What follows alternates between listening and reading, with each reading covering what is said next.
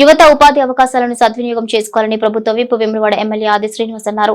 చందుర్తి మండల కేంద్రంలో నూతనంగా ఏర్పాటు చేసిన శ్రీ వెంకటేశ్వర హీరో షోరూమ్ ను శుక్రవారం ఆయన ప్రారంభించారు. ఈ సందర్భంగా ఆయన మాట్లాడుతూ గ్రామీణ యువత స్వయం ఉపాధి పథకాన్ని సద్వినియోగం చేసుకుని ముందుకు సాగాలన్నారు.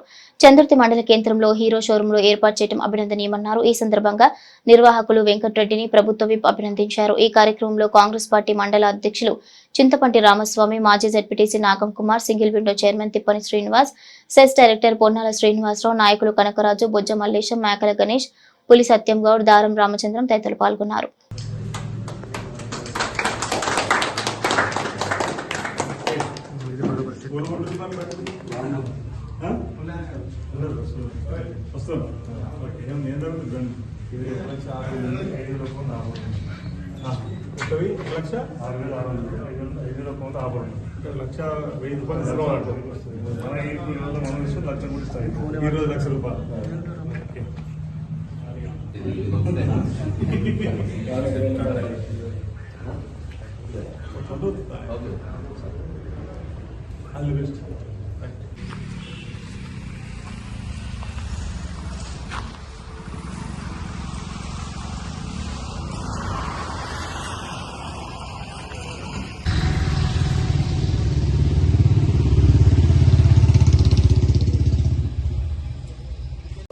నా పేరు వెంకటరెడ్డి, నాది వేములవాడ.